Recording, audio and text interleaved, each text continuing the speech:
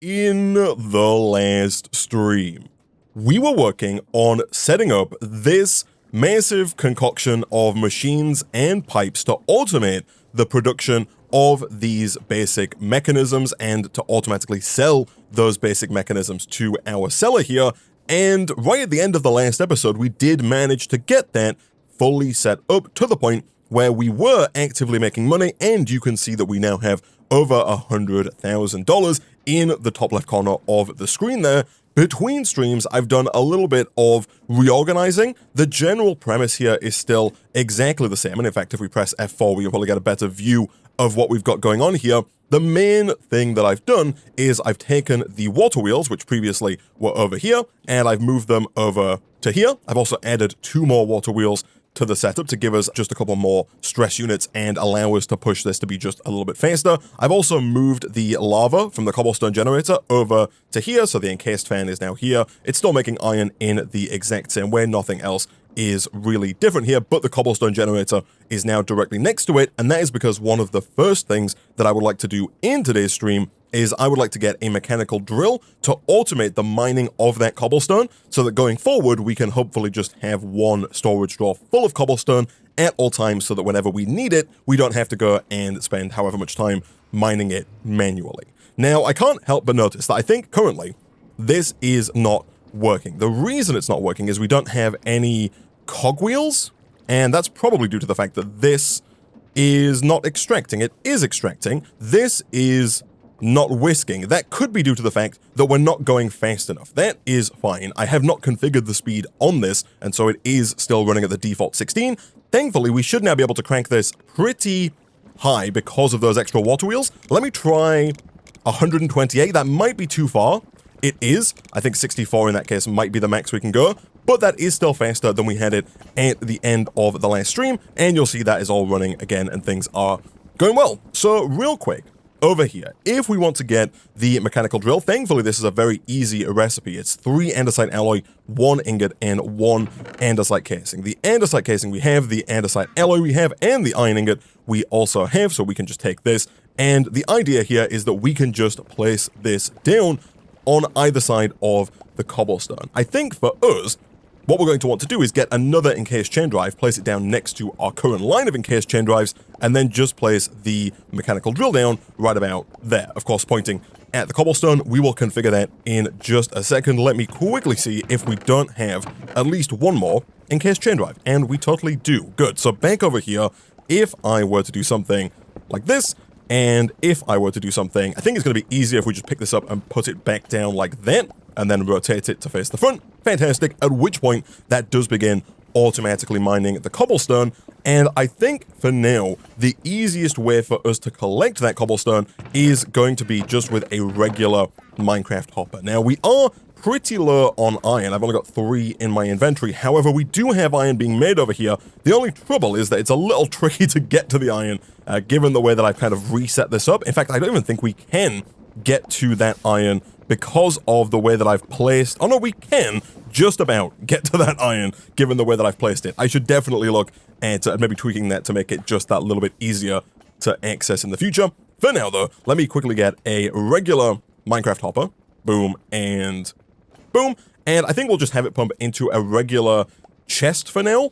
We should probably have it go into a storage drawer at some point, because what we don't want is we don't want cobblestone spewing out into the world, which is going to happen with the setup that I'm about to put down. Right now, we don't have excess obsidian, but I think at some point in today's stream, we will look at getting some more obsidian so that we can make things like the void upgrade. The void upgrade is super nifty in that it allows you to delete excess items that get pumped into a storage drawer.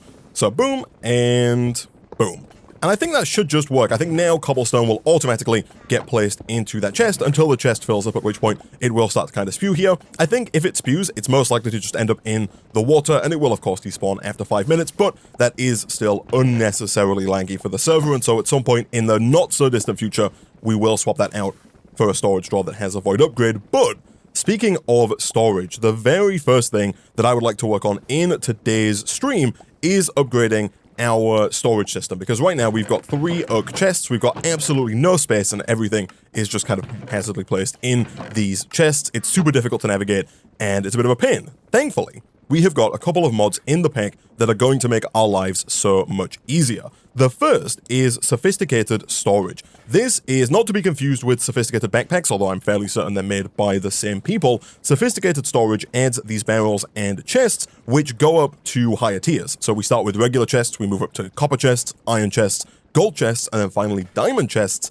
And given how much money we have right now, I think we could probably make a couple of oak diamond chests. These are made by crafting 8 diamonds around an oak gold chest. These are made with an iron chest, which is made with a regular oak chest, but this regular oak chest is actually made with a redstone torch if you want the specific chest from sophisticated storage. Thankfully, none of that should be too difficult for us. We have redstone, we can craft up redstone torches. I'll make a few of these, let's say 3. We do of course have a ton of wood at this point. In fact, all of our planks are in one of these drawers over here. We've got like 2,048 planks just waiting to be used right about there. I also did go through and upgrade all of the low extraction modules to medium extraction modules between streams as well, and so hopefully none of the pipes are sending more items than the final destination inventories can receive, so hopefully we're not going to have any spewing in today's episode. But real quick, if we do this, we can make 3 of these. We can then take those and immediately upgrade them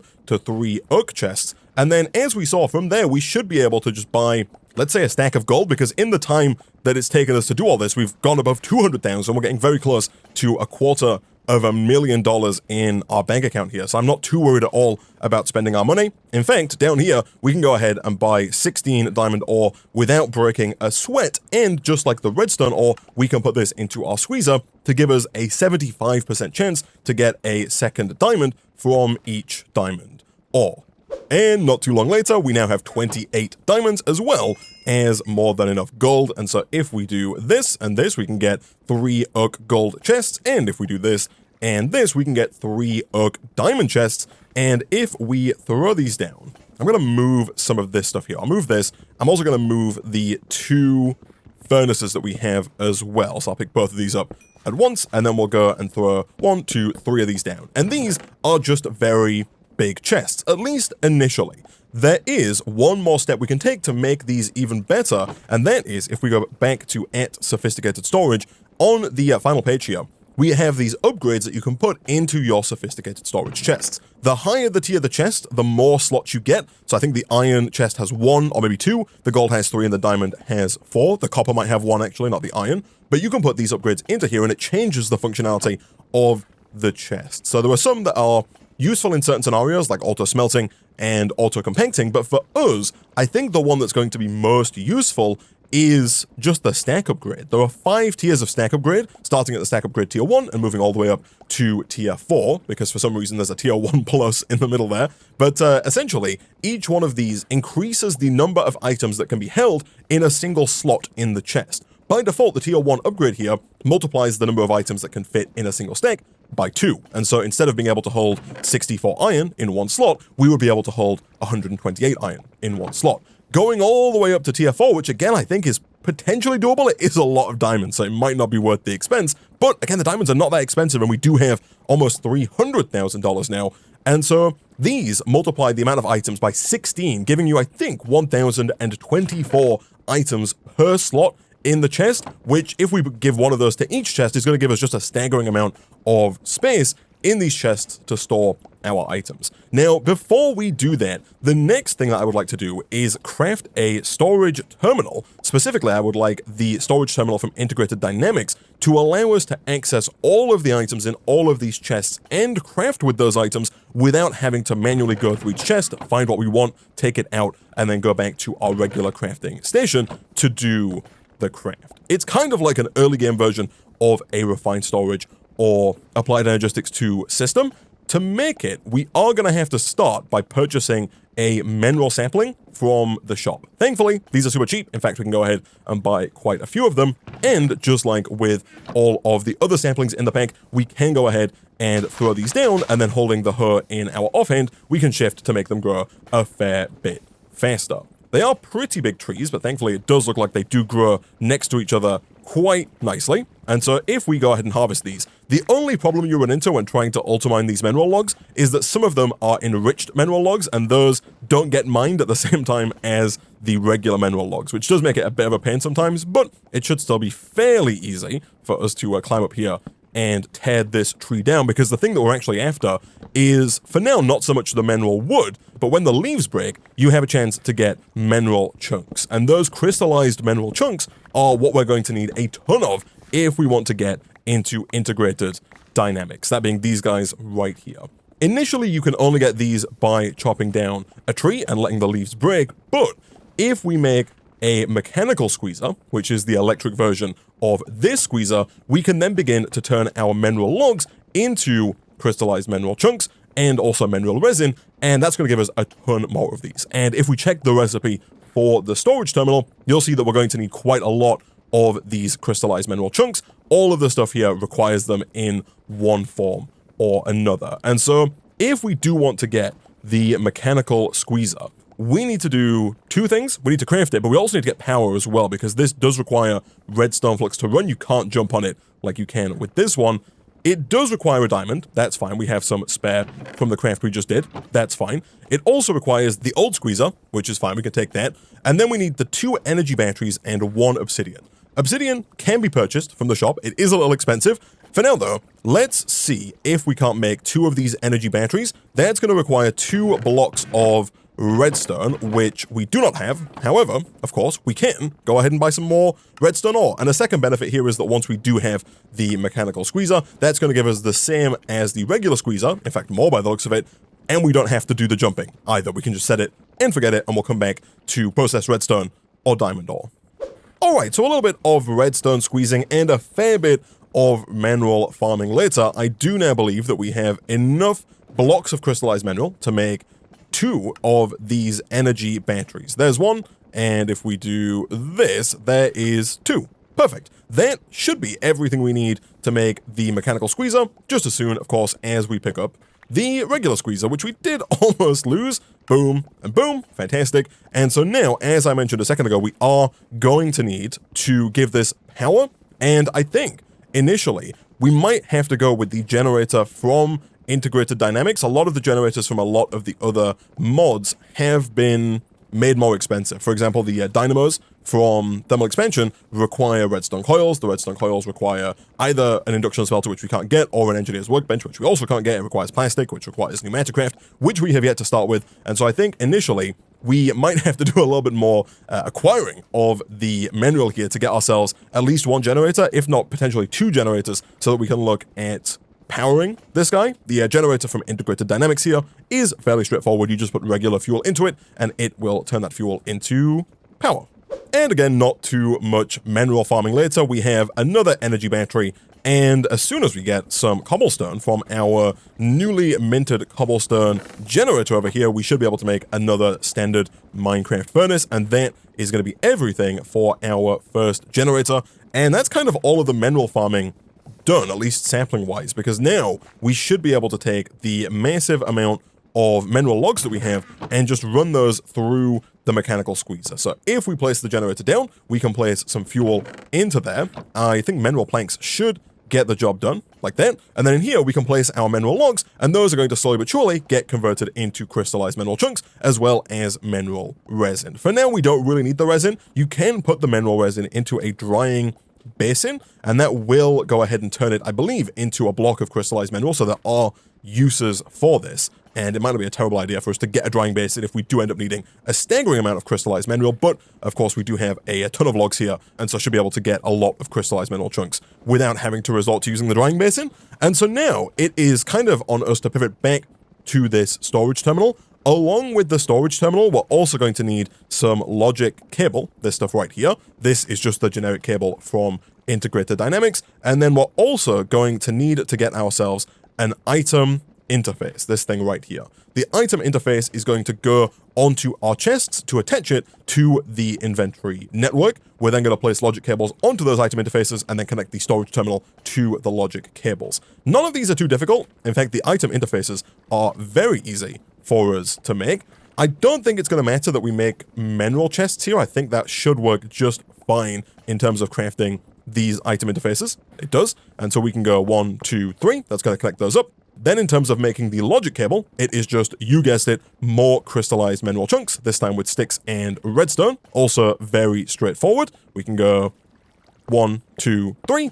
And then the hard part is making the storage terminal. For this, we need glowstone, which we do have. We got this from the Nether in the last episode. We also need 1 input variable transformer, 1 output variable transformer, 1 mineral glass, which does require the drying basin, so we are going to have to make that after all, and then 1 display panel. This requires another one of those variable transformers, 2 mineral berries, and 2 static light panels. These are made with the output variable transformers and redstone. Okay, this seems fine. You do make these in sets of 4, which is good. Let me bookmark the input and output variable transformer. And then on top of that, we need a lot of these variable cards. These are just crystallized mineral and paper. The paper we can get from sugarcane. We could grow the sugarcane, but we're now almost at $500,000 in our bank account. So I'm just going to go ahead and craft that paper and not really worry too much about the cost.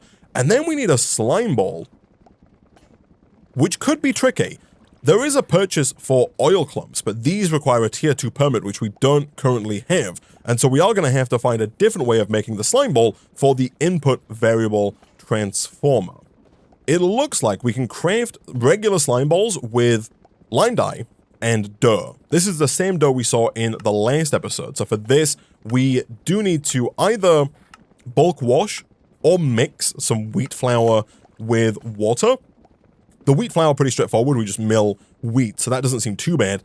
And then the lime dye also should be fine. We need cactus green, or green dye, and white dye. The white dye we can get from bone meal, which we can buy, like this and like this. The cactus we actually start with in the pack. And so if we grab a sand here, I'm hoping that using our hoe, we can accelerate the growth of this. We can't. That is unfortunate, so we're going to have to leave that there and kind of wait for it to grow, I think, because otherwise we're going to have to use the award and only cactus that we have. I don't believe that cactus is purchasable from the shop. It's not, and so I guess we'll leave that over there and wait for that to grow. While that's growing, let me get another encased fan, and let's see if we can't get this dough made. Alright, so not too long later, I've made another encased fan and placed it down right here. That's blowing through the water onto this depot, the exact same setup as we had with our other encased fan, just with water instead of lava. And I've also replaced down the millstone over here for the time being. And so now, if we grab some wheat seeds out of here, we should be able to quickly grow some wheat using our hoe, of course, to accelerate the growth. Once we have that wheat, we should be able to grind that down inside of the millstone to get ourselves some wheat flour, and then we want to put the wheat flour onto the depot. That's going to get washed with the fan, and that should get us just some regular old dough. Perfect. And so now we just need to craft that with lime dye. That lime dye, of course, we can get from white dye and cactus green, and the cactus green is just made by smelting a cactus, but we are still waiting for our cactus to grow. And so what I will do whilst I wait is I'm going to craft up kind of everything else here that's not the input variable transformer. So we can, of course, begin crafting things like, if we grab some of these crystallized mineral chunks, we can do something like this and like this to get a bunch of these variable cards. 48 should be enough for now. And then using our mineral planks, I reckon, because we've got so many of them, we should hopefully be able to make some pistons here. We'll make quite a few of those because I think they are going to be necessary. 12, I think, should be enough. And then we can get things like the output variable transformers, and we can look at making things like the static light panels, actually. And at that point, what are we missing? So the input is what we're missing. The display panel is doable. Perfect. And we now just need mineral glass, which of course does require this drying basin. For that, we need 2 black dye, 2 iron, and 4 logs. That should be fine. As we saw before, you can take charcoal and or coal and run that through the millstone. I'm pretty sure that charcoal works here. I don't think it has to be regular coal. It doesn't, and that gets us 2 black dye. Fantastic. We did also drop a little bit of gray dye there, which I will take just in case we need it. And I think that should be everything that we need for the drying basin, just as soon as we acquire 4 logs, which I am going to somewhat inefficiently buy from the store, just because it's the fastest way for us to do it. So now with this, I don't think that this auto-ejects its Menril? Oh, never mind. There's a button right here that says auto-eject fluid. False. What I'm going to do for now, I'm going to leave that on false, because first things first, we need to make Menril glass. Although, actually, this is fine. We just put glass in here, and then we turn auto eject on, I believe. So let me grab, I was going to say 1 glass, but it would appear that we do not have any glass. And so let me grab 1 sand, and let's look at quickly smelting that into glass. And once we have that glass, we can put that in here, turn auto eject to on. That's going to fill that up. Initially, that's going to make Menril glass. After we take out the Menril glass, it should just start making blocks of crystallized Menril, which is going to allow the mechanical squeezer to keep working, because you'll see right now it's kind of stopped working because we filled up on resin. But if I take that out, I'm pretty sure that is going to crystallize. And then from there, we could maybe do it with like a hopper to take out the blocks of crystallized Menril as and when they appear, because otherwise it's going to get backed up again, and it's not going to work until you take those blocks out. Either way, we do now have everything we need apart from the input variable transformer, and alas, we still do not have any signs of growth from our cactus here, and I don't think that there's really anything we can do in terms of making it grow faster. The watering can here from thermal expansion might, and I stress might, be able to help us here. Let me quickly give it a go just to see if it does help at all. With this, you can right-click to fill it up with water. Shift right-click, I should say. And then over here, can I shift right-click to try and make this grow faster? Okay, so the watering can, I don't think it worked, but nevertheless, we do now have 2 cactus. I'll replant the 1 cactus, and I will smelt this cactus over here, because then should be everything that we need to get started, assuming that we don't need more than 4 of these input variable upgrades, which I don't think we do. So let me grab that dough we just made. Let's also craft this up with the white dye to get lime dye. Let's craft the lime dye with the dough to get a slime ball. In fact, we could, if we wanted to here, make 2 lots of the input variable transformers, so 8 in total if we did need them. And I think that's everything for the storage terminal, which is a very nifty device for us to have here, because if we open this up and we go to item crafting, it not only shows us all of the items in all of these chests. For example, if I go and dump all of this stuff here into the system, it's now going to show us all of that in there, but we can also organize them on the left. I like to sort by item amount, descending, so the item we have the most of is at the top, the least of at the bottom. We can also take the items in and out with ease, and that's just going to automatically extract and deposit into all 3 of these chests. And on top of that, the best part about this is the fact that we can auto-craft from within this interface. And by auto-craft, I mean that if I want to craft a chest, I can just click on it, click the little fill recipe, and it's going to pull the items needed for the recipe from all of the chests without us having to manually go through each and every chest to find the specific items for that recipe, which is just super useful. And if we wanted to, we could even run some cable over and put little item interfaces onto some of these other drawers. For example, this drawer right here would give us access to shaft.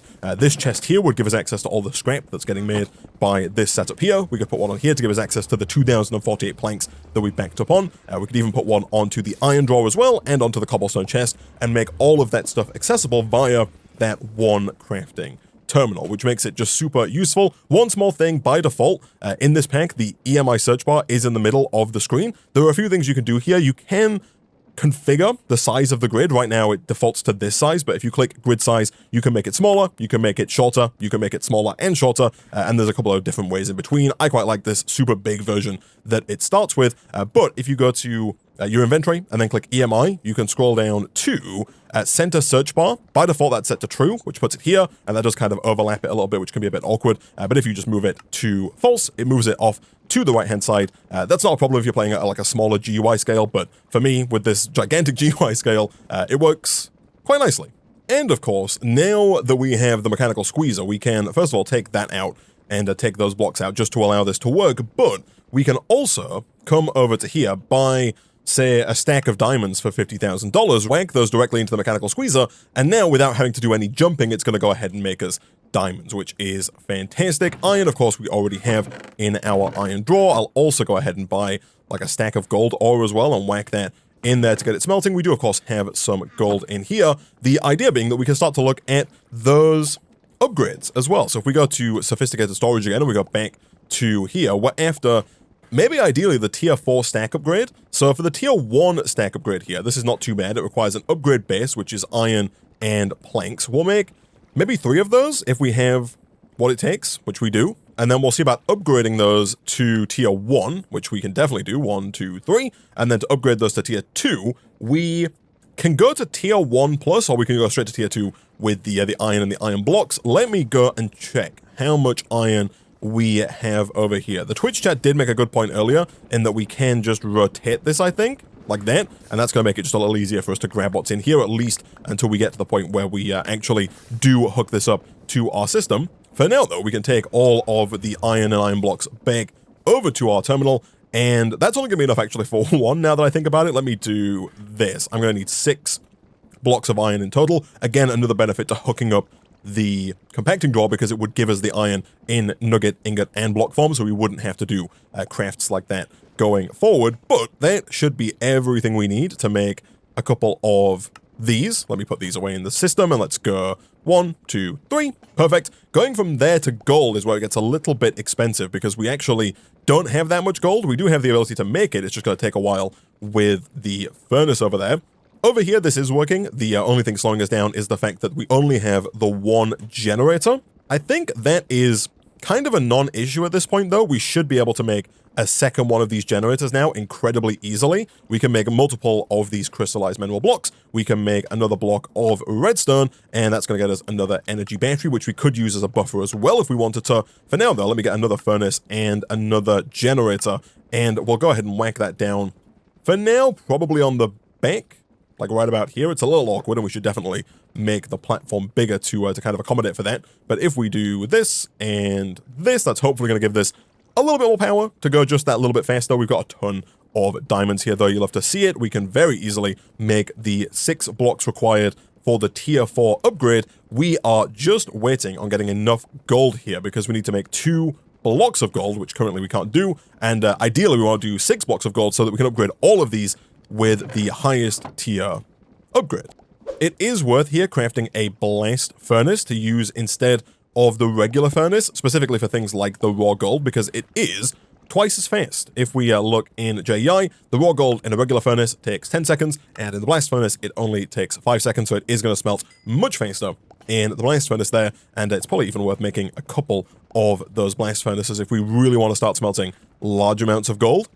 And a little bit of blasting later. I believe that finally now we have what it takes to make 3 of the tier 3 stack upgrades. It looks like I was 1 gold ingot off. That is fine. Boom and boom. And then from there, we should have everything as well to make 3 of the tier 4 stack upgrades. And now, if we put these into each chest, again, you only need 1 in each chest. Did I lose one there by shift-clicking that in? Oh no, I put it in the chest.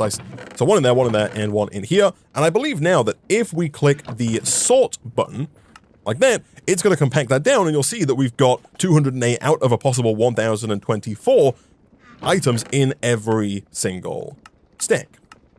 Boom. Nice. So we can go ahead and compact all those down, and ideally, of course, we'd move kind of everything over into the same chest, or move most things over into the same chest so we're not taking up multiple slots for things that we already have. I think by default, when we put things in the system, it will put them into slots that already exist before it puts it into new slots, but this should give us a ton of space. I've also gone ahead and moved over all of the other chests now, so everything we have is now in here, and we have got a ton of space. Not only do we have massive chests, but every single slot in every single one of these chests can hold 1,024 items, which is just a staggering number of items for us to be able to hold in this system, which is good.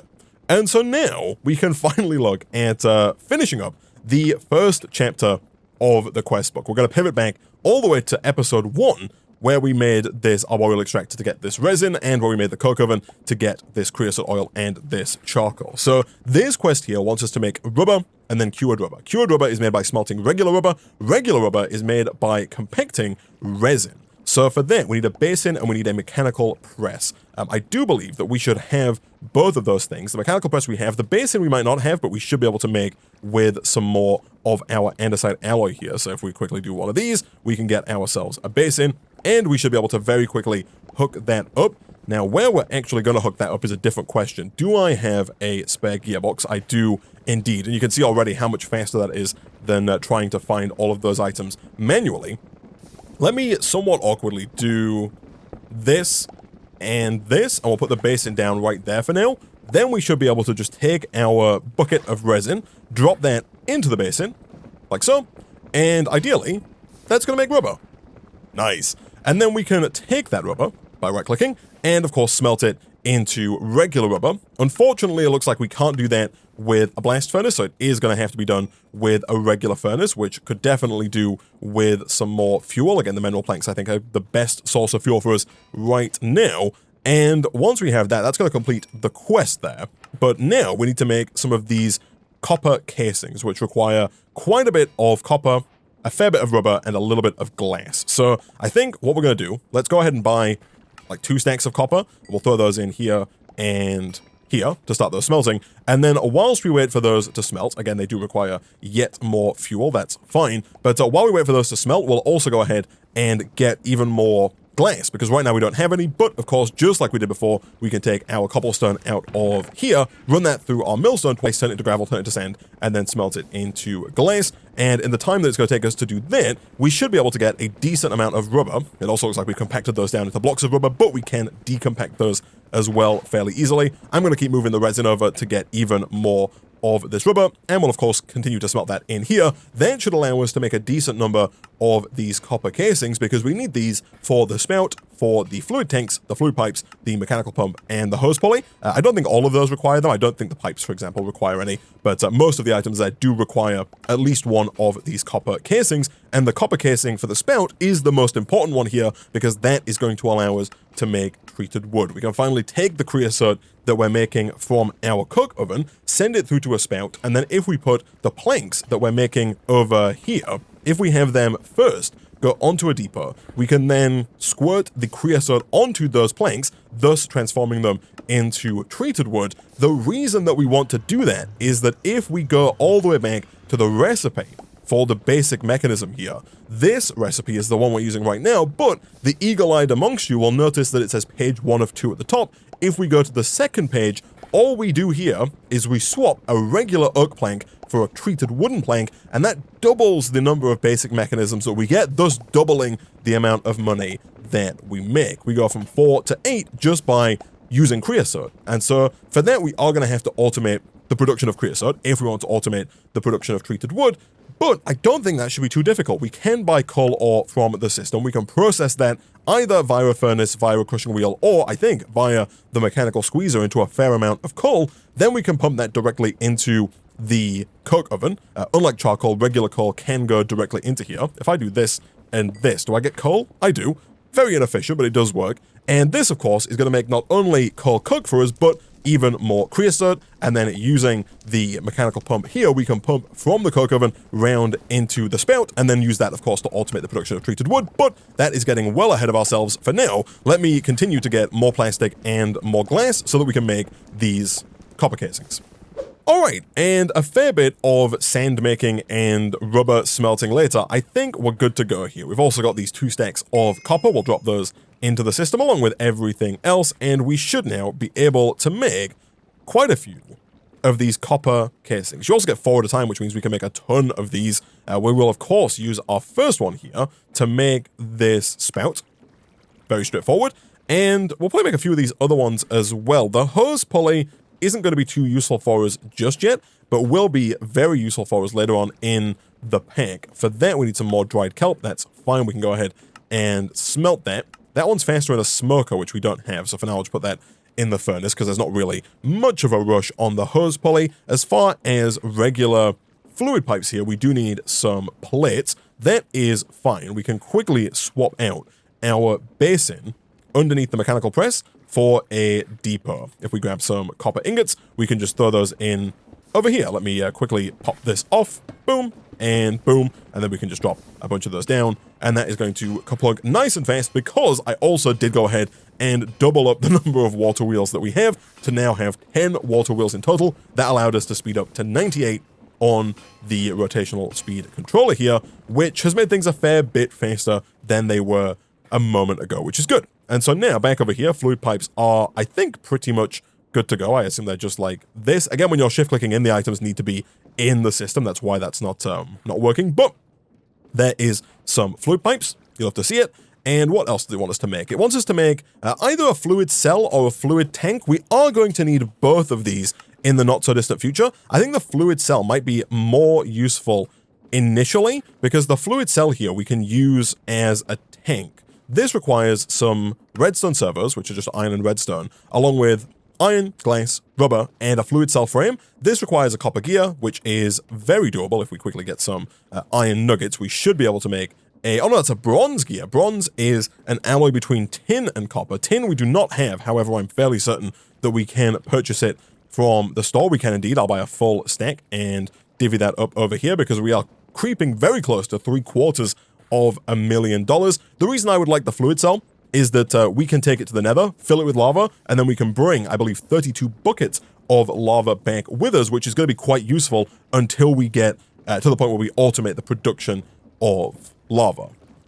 And once we've got some tin, we can then, of course, combine that up with some copper over in our alloy kiln. Boom, boom, and we might as well take this coal coke here, which can also be used as fuel. Perfect. That's going to get us, I believe, 4 bronze at a time, which is good. Over here, we've got a decent amount of dried kelp, enough to make a block of dried kelp, which is also enough for us to make the hose pulley. If we put those in the system, we should be able to craft that. We can indeed. Again, not going to need that just yet, but we will need it eventually. I'll leave that going. I think we are going to need more bronze going forward as well. For now, though, bronze gear, done.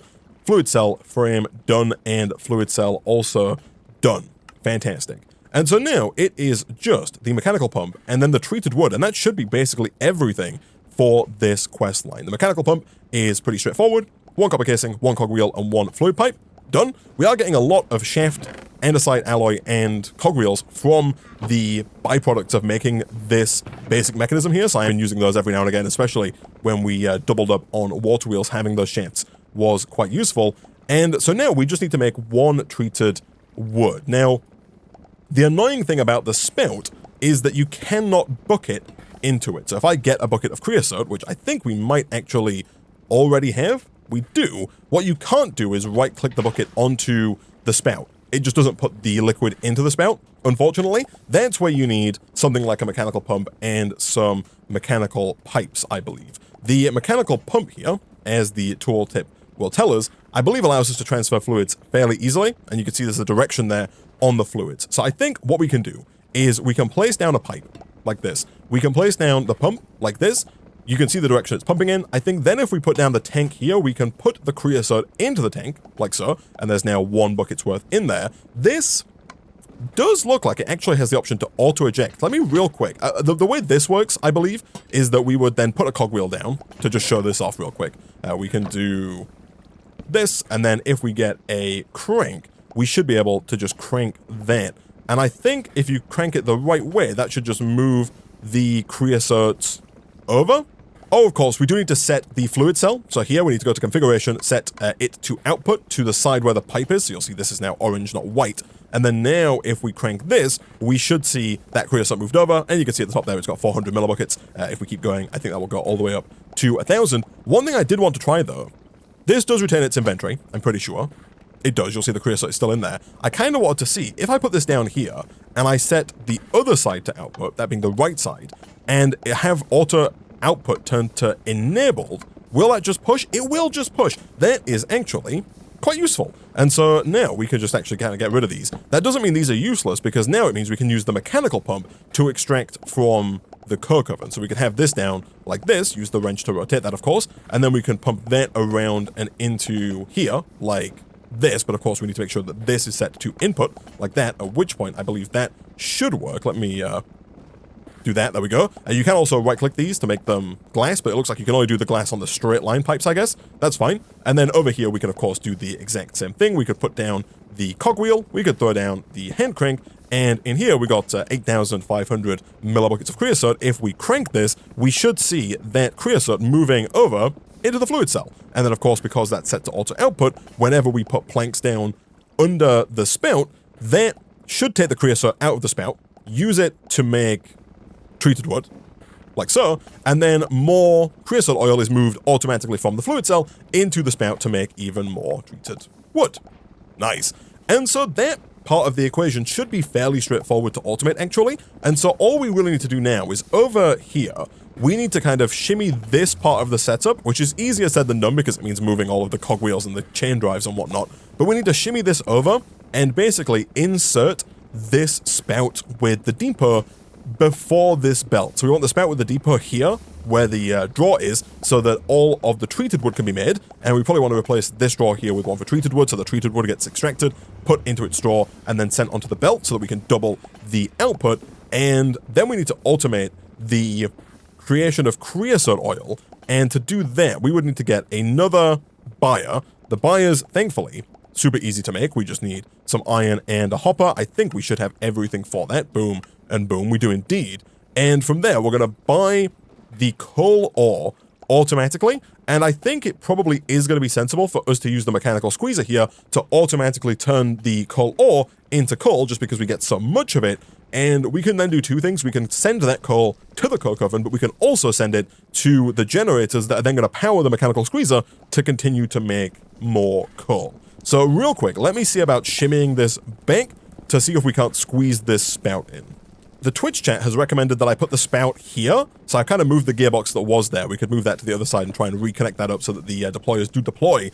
But if we put the spout here, I think that will change the oak planks into treated wood on the belt. It kind of does the same thing as the deployers do here, so I think this actually should work, at which point we could probably just take... Oh, I shift right clicked and I emptied that. Okay, done. Shift right click on this with an engineer's hammer. It won't pick it up, it will just empty it out. But I think this will work, and then if we set the left to output, I think that will work. Let me give that a try. If I take another bucket of creosote here and I whack that into the fluid tank, that is going to auto-eject it to the spout. That's good. Let me see about reconnecting this guy up. To reconnect that guy up, I might need a few more gearboxes, as well as more shaft, which we do have in here, and potentially some cogwheels, because we need to run shaft power over to this guy to get all of those back online. Again, thankfully here it does not matter which way you do it. All that matters is that the rotational energy gets there.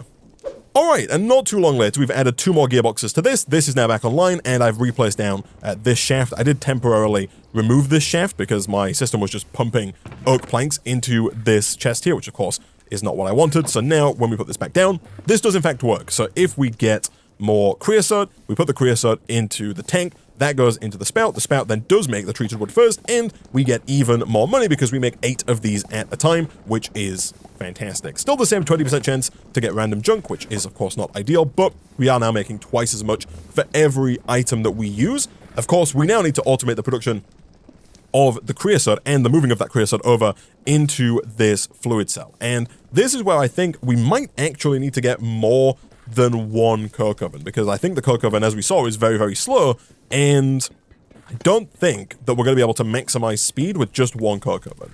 But we will see. I think what I might be able to do, given that this does retain its inventory, can I take this and just place it into here? I cannot. I was really hoping that would work and I'd be able to just kind of fill that up very quickly. What I can do, I guess, because I want to move this coke oven, but I don't want to lose all the creosote that's in here, is I can quickly just do something like this to get all of the creosote out, and I'm going to tear this down and move it a little closer to our setup so that we don't have to run just a horrible janky pipe all the way over from here to the fluid cell. So let me tear this down. Let's put you back over here, like this. We'll make sure that's still set to auto output. It is. That's going to continue working. And now let's reset up this coke oven somewhere over here. I might set it down kind of back here, because as I mentioned, I think we're going to end up in a situation where if we want to maximize speed, we're going to need more coke ovens, and we can kind of build more out in this direction if we need them. All right, so I've extended the platform out a bit, and in both directions, and I have got this set up here. So we have our mechanical pump going around into the fluid cell, and then over here I just added 1 extra chain drive, again, to this line of chain drives, and then used a gearbox and some cogwheels to get that round to the mechanical pump. In here, we have some leftover coal from before. On the back, I've moved the mechanical squeezer, which does retain its inventory, by the way, which is why we have 96 buckets worth of Menril resin in here. That's fine though. I've also moved the generators, and the plan here is going to be to use these pretty pipes to extract from the coke oven and send items into the generator, because the Twitch chat did point out that instead of using the coal to power the generators, it's probably going to make more sense to use the coal coke to power the generators. That way we can hopefully at least delay us backing up on coal coke, because right now if we don't do anything with the coal coke, the system will get clogged and will stop working, which is not ideal. So what I'm thinking is we can use a hopper here with the tier 1 buyer. This will work, but it might be worth honestly getting something else. Although actually, I think what we could do here, if we put the tier 1 buyer down, we're going to get some coal ore. My concern is the tier 1 buyer buying just so much coal ore and sticking it all in the hopper. It doesn't matter massively because we've got almost $1 million, so it's not going to matter if the hopper has like 5 stacks of coal ore backed up in it. But what we could do is we could do something like this, and so long as we have money, that's going to keep this filled up with coal ore, and that's going to stop this filling up with coal ore. It's not an elegant solution, but it should work. Then from there, I'm just going to do something like this, and that should start putting coal from the mechanical squeezer into the coke oven. And then the final piece of the puzzle is going to be doing this, this, and this, using our pipe wrench to disconnect here and here. And then from there, I think if we set this one to extract, that should pull the coal coke out and should send it to these 2 generators. They're both equidistant from the extraction pipe, so I don't know if it's always going to go to the 1 generator or if it's going to split between the 2, but hopefully that's going to keep both those generators online. Even with 1 generator, I think it would be fast enough because it doesn't use coal anywhere near fast enough to need both generators. And this is now technically automated. It is nowhere near fast enough because, as you can see here, it takes a very long time. I don't know the exact amount of time, but it takes a real long time to make 1 bit of coal coke, and that's 1 bucket of creosote. That 1 bucket of creosote then makes 8 planks, and that allows us to make 8 lots of mechanisms.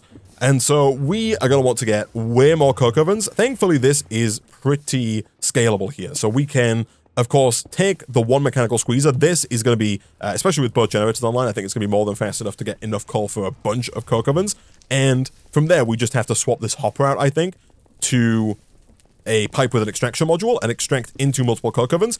In fact, I think we can probably do that right about now. Making more coke brick is just going to be a case of getting more clay and more brick. We've already got a ton of andesite alloy. Of course, clay we can just buy from the store over here. Let's buy like 2 stacks. We'll get 1 stack smelting in our furnace. Boom and boom. And we'll probably make a few more furnaces to make that hopefully just a little bit faster. And yeah, I guess we'll look at putting down multiple more coke ovens, hooking those up with more mechanical pumps, and then getting another pretty pipe with an extraction module to extract from this squeezer and distribute across multiple coke ovens. And there we go. There is our first $1 million. We've done it. Can you believe it? Over here, I have gone ahead and put down 2 more coke ovens. So we're now at 3 in total. And I was going to put down a couple of these mechanical pumps, but the Twitch chat has pointed out that we don't actually need multiple of these. I'm fairly certain if we take this, all we need to do is put it in line over here. So for example, I think if we put the pump down, let's say right about here, like that, and make sure it's pointing in the right direction, we should then just be able to connect the rest of these up with regular pipes, and I'm pretty sure that that pump there will actively pull from all 3 of these coke ovens. And that is not right. I want that here, and we can get rid of these. Boom, boom. I think that's how that's going to work. On the back, we've put down more pretty pipes. So up here, we have a few more of these medium extraction modules, 1 on each coke oven to extract the coal coke around into the generators. We've also replaced the hopper here with a medium extraction module to extract all of the coal and send it around to all of the coke ovens. So now it's just a case of getting shaft power up to this guy again, which should be pretty straightforward. If we do this and this, and then put like a gearbox or 2 down, that should work. I'm going to turn this off as well, temporarily. Let me I'm going to pick this up for now, until we get a void upgrade now, because that is more than enough cobblestone, I think, and I don't want that actively spewing everywhere. That is going to be pretty bad. But over here, we should be able to connect this up fairly easily with like 1 or 2 more gearboxes. There's probably a more efficient way to do this, but I'm pretty sure that this here will work. It totally does. And look at that. It's pulling the creosote, I think, from all of the coke ovens. Nice. And so now, this is, I say backing up. It is backing up very temporarily. It's going to kind of get an influx of 500 millibuckets every time one of these finishes, which is still very slow. And I think we're still probably going to need way more coke ovens if we want this to run non-stop in the same way that it was running before.